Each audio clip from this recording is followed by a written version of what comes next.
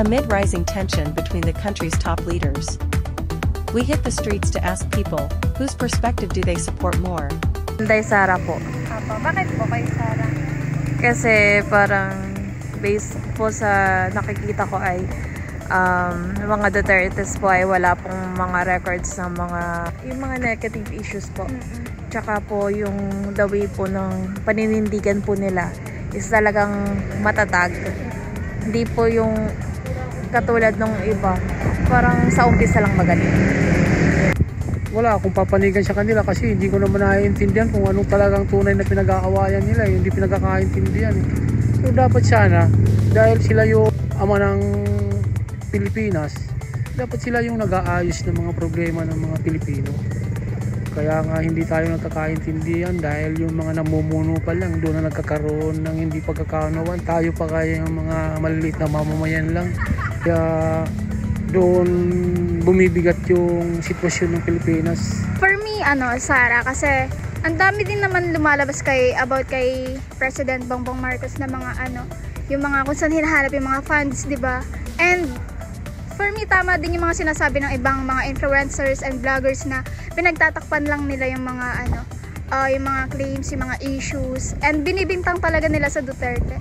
And we all know na kahit yung war on drugs ni Duterte, yung si dating president, nag-benefits din talaga din yung mga Filipino, especially our country, kahit may mga maraming namamatay, pero mas marami na ililigtas.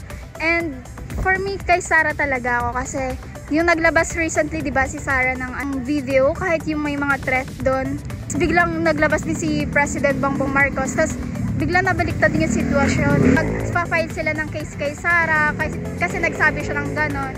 Kay Sara Duterte. Kasi inis ako kay Bongbong Marcos eh. Lang yung election, ang dami niya nang binigay ng mga yung katulad ng pamilya nga bababa ang presyo. Yun pa lang hindi niya na natupad eh. Yung Duterte simula pa lang meron nang napatunayan. Sa tatay niya pa lang, katulad yung mga OFWD, mas marami siyang natutulungan, napapauwi kapag kailangan ng tulong. Isang kontak lang dati doon kay Duterte, ayun, napapauwi niya agad. Hindi katulad ngayon kay Bongbong Marcos, parang wala siyang pakialam sa mga kababayan niya. For me, wala. Kasi laban na nila yun eh. Ang concern ko na lang talaga kung ano yung mangyayari sa Philippines, hindi sa kanila. Wala din. Dapat naman talaga nagtutulungan sila, hindi nag-aaway. So, paano aangat ang Pilipinas kung ganun silang dalawa? Kaya nga diba sila tumakbo as Vice and President para pamunuan yung Pilipinas. So bakit kailangan sila pa yung manguna sa mga gulo na dapat hindi natin ginagawa dito sa Philippines, right? Wala. Kahit sinong mo po, wala rin naman eh. Kanya-kanyang na lang, sikap para hindi magutom. Diba 2016 na election, Duterte po talaga ako. Ngayon hindi ko po alam kung ay investigasyon. Hindi pa naman lahat nasasagot eh. Siguro kung ano yung lumabas, di syempre doon tayo papanig kung ano yung sa investigasyon.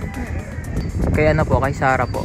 Wala, feeling ko lang kasi may mga proof naman sila. Although hindi medyo akma yung ibang sagot nila sa tanong nung sa media. Pero may naman, parang confident sila na ganito ganon. Whose perspective resonates with you more? Share your thoughts, comment down below.